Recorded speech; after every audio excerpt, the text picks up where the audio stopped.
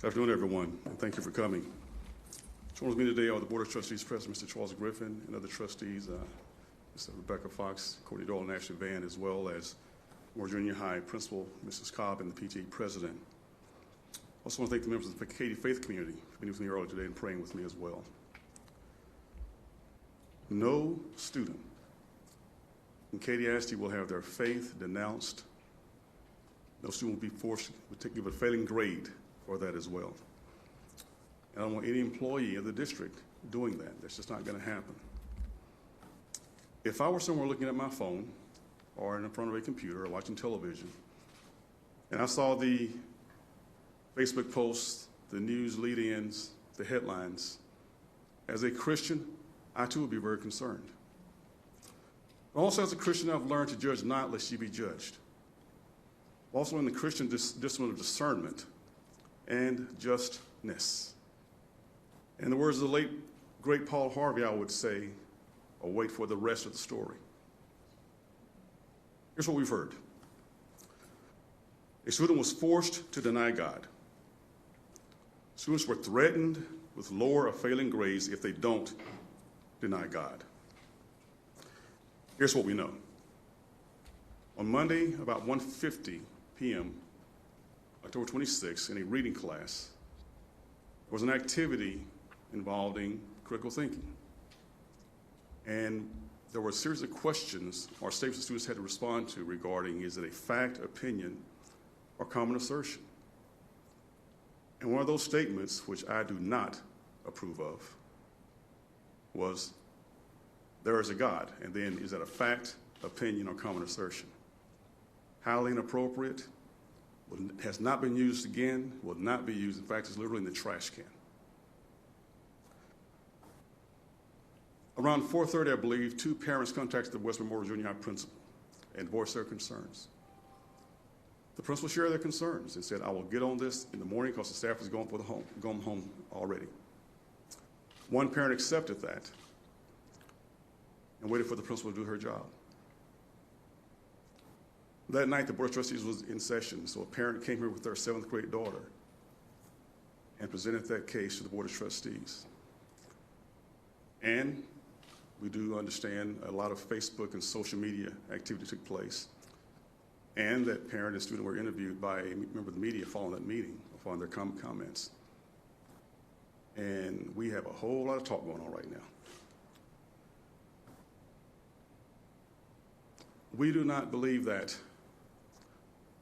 we're in the best place without this has been handled. I have every confidence in the principal to do her job. And in fact, the principal talked with at least 8 other students in the class of 22, and the teacher as well. And in the investigation, those assertions were not corroborated by the other students. Was the activity graded? It was not graded. Was it 40% of their grade? Absolutely not. Were the students told they have to deny God? No one corroborated that at all.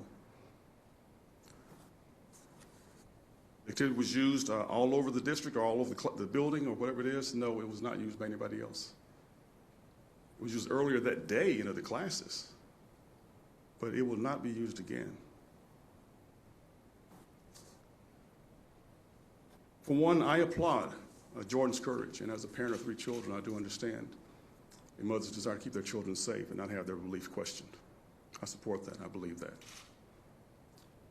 And if I had any reason to believe, any evidence to support it, that a teacher did do what has been alleged, I will stand with Jordan as well.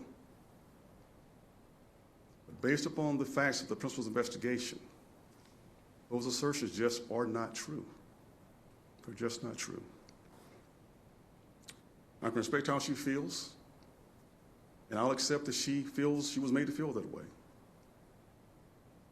But nothing that the principal has found supports the assertions that the teacher deliberately threatened them or tried to force them to deny God.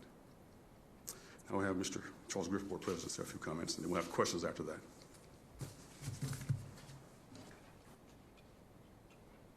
Thank you. My name is Charles Griffin, and I want to thank you for being here today. As a board, we also would like to recognize the bravery of Jordan Woolley. If you can imagine and put yourself into her place, a 7th grade girl having the courage to stand up in front of her community and the board and tell us about a concern that she had. The fact that she had faith in me, our board, and our community, that we would listen to her and take her concern and know that it affected her, that it would have affected us, because we as a board are elected by the community, and the community's values are our values. So I'm very proud of Jordan that this classroom activity, she believed affected her, and she had the wherewithal to come up and express to us her concerns. There's a clear conflict of these values that she expressed, and she let us know them. And I think we empathized with how she felt. So the administration did their job.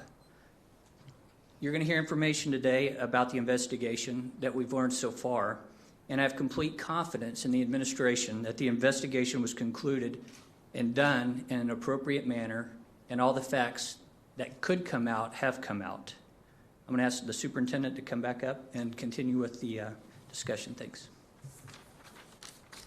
Thank you, Mr. Griffin. A number of times people ask, so what are parents or students' steps of recourse?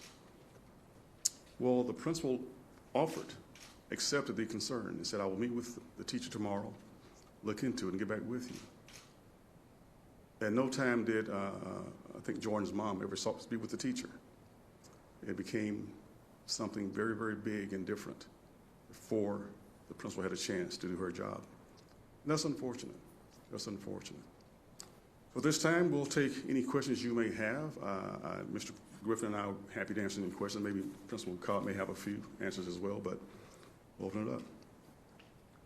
Yes, sir. Where are the parents that the same assignment was given the next day to other classes after the parents made the original complaint to the principal one day? Is that true? My understanding is that the question was the assignment given the next day? I am told it was not given the next day. It was not. I asked Katy ISD specifically about that yesterday, and they did not deny that it was used on the very next day. Katy ISD is the entity. Who did you ask? Well, that was a response that I got from Denise Kaufman. Okay. The assignment was not used. Oh, this assignment was not used. All right. You're basically calling Jordan a liar by saying that nobody else is corroborating what she said. No, exactly not. I'm not calling her a liar. She believes what she believes. Other students didn't share the same belief. But she's not the only student who said that that is the type of discussion that went on in the classroom. Discussion, one thing. The allegations of being forced is something very different. Next person. So you're saying that she wasn't forced to deny God, but was she challenged on her belief in God? I believe the question was, or the response was, prove your point. Prove that God is real. Prove your point, as would have been with any other topic had there been a discussion about, well, I think this. Well, if you think that, back it up. What do you mean? And it was not a hostile thing, I don't believe, at all. It's just a classroom discussion. And so what did that discussion have to do with the assignment? The assignment was, is this statement a fact, opinion, or common assertion? They even had, I think, a question about Michael Jordan, that he scored X number of points in a certain game, or that he was the greatest player of all time. Is it a fact, opinion, or common assertion? So would you describe what happened with the little girl as she was confused? How would you put it? I really can't speak to how Jordan felt other than what she's told us thus far.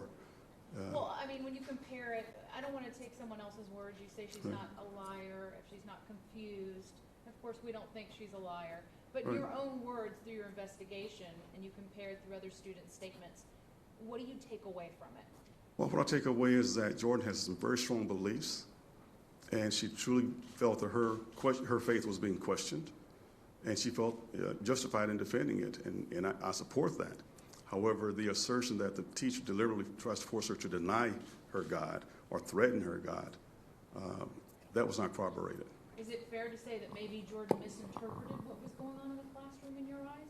I don't want to try to categorize and misinterpret it. How she feels is how she feels. And you have to respect that, without a doubt, and I do respect that. How many other parents have you spoken to about this? I haven't spoken to anybody. I know Mrs. Cobb has spoken to at least one other parent. Because two parents called. One called her Monday.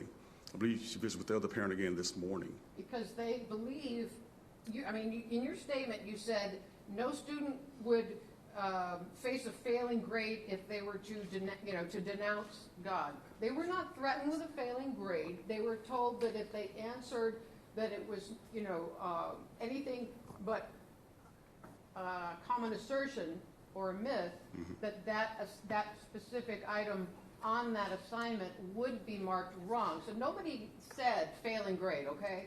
And they also said, everybody says, that it was going to be a graded assignment. You can say now that it wasn't, and maybe it wasn't. Or they could say then that it was and it was not. But parents say, and the other kids are saying that it was a graded assignment, and that's why there was such a big discussion. Well, and again, that's one of the assertions that it was a graded assignment. I don't believe that it was. Mrs. Cobb? The assignment was not intended for a grade. It was not intended for a grade through the lesson planning or communicated to the students that the assignment was going to be taken for a grade. Why did the assignment say on it that it was worth 20 points? That section. Did you see it? Yes. Why did it say 20 points? I don't have that answer for you at this time. Exactly. The assignment itself was not an assigned. What I understand is that this was a borrowed sheet from another teacher and was not proofed. It was passed out. And that shouldn't happen that way. Who wrote the class assignment? Because we're hearing that it was several teachers that worked together on this assignment. Who wrote it? I believe it was an activity that was designed by one of the other teachers. I don't know which one. And this teacher in question is new to the district and borrowed it from one of her peers. Yes. What kind of measures did you take towards the teacher against her? Obviously, we can't reveal any personnel actions, but it has been addressed appropriately by the principal, as I would have expected. She's still teaching right now, or she's suspended? Right now, she is at home of her own choice. She's not on leave right now. How long does she work for the district? I believe this is her first year, correct? It's her first year. But she is a veteran teacher, I believe. Yes.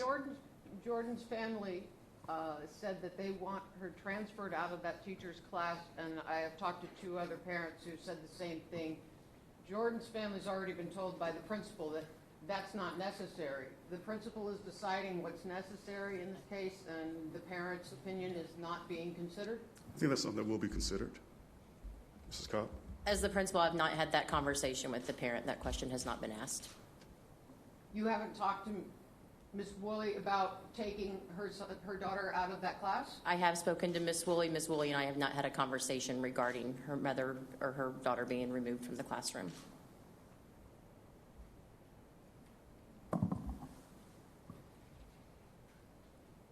Any other questions? Will anything be done differently in light of this as far as screening what worksheets are approved in the classroom? Or maybe you can walk us through what your process was currently and maybe any changes that you're going to make in light of what's happened? I think that's a good question about what do we do going forward. We try to give teachers flexibility with their activities. However, we do expect them to do a much better job than was done in this case, I do believe, in screening it and really looking at, is this an appropriate assignment, is it an appropriate activity, or are the contents appropriate? And I think that I will tell you, I do not agree that that statement should have been in there. It was a bad statement to have on the activity. So who will screen it from now on? Is it a matter No, of? we still give teachers flexibility. We have about over 5,000 teachers, and I have great confidence in them to make the right decision. This was a mistake this time, I do believe, and I think we've all learned from this. Mrs. Woolley says that what the teacher has done by bringing this up and making this such a, she says inappropriately inside that classroom has created quite a firestorm, not just in the school, but nationally, of course, and I know you know that. But it never should have even been a topic inside that school, and there hasn't been an apology from the school, she says, that this that this has happened, and because it's causing a lot of emotional distress on her daughter and some other kids. Well, I think in the rest of the tape that you had in your story that you did not use, I did apologize directly that evening to Jordan directly. This was used in other classes earlier that day and did not generate the firestorm that we're under right now. What generated the firestorm was when it went public versus letting the process of working with the teacher and the principal play out. So the teacher did not make this a firestorm. It was a couple of folks' response to it, and the tools they used social media-wise made this a firestorm. And it's unfortunate because there's been a lot of piling on since this time has happened, and you have a teacher under that pile with, she's 13 years old, a 7th grade student under that pile, and a parent, a principal, and a school. So when they begin to peel off the pile for the next story, they have left behind crushed some very good people, and that's unfortunate. What about the answer the teacher gave to the students when the student said as her proof that God was a fact, she said her authority is on the Bible? Did the teacher respond to that by saying the Bible is a book of stories or myths and not a book of facts? Was there some kind of discussion along that line? That question, I don't know what the teacher's response was. I know what I've read, but Mrs. Cobb, have you heard anything about that response? Because that would kind of come to the core of whether the student was being told what you believe is fact isn't fact because the Bible is not fact. If that's what happened, and that, I don't know if that's what happened or not. What about when the teacher was trying to get Jordan to prove that God is real? Jordan said that there are people who have passed away and come back to this earth and have told their story about what they saw in seeing God. And that teacher told her that those people are just trying to seek attention. What about, I mean, this speaks to the argumentativeness of the teacher that day. Well, I've not heard that except from you, so I don't know. After or not. You heard that from Jordan the night that she testified right here. She said that very thing. So this is not the first time you're hearing it. This is the first time that I really heard that part of it. She may have said it, but I was really thinking about what was going on. It's on videotape, and a lot of people have watched her I say appreciate that. that. I Nobody appreciate that. seems to want to talk about how argumentative the teacher was to try to convince the How the students teacher is of what... alleged to be argumentative, correct. All right, I'm told that's time, but thank you all for coming. Really appreciate you all. This is a big story, and I think we ought to get to the bottom of it, and we believe, and it's time to begin working together again as a community. Thank you.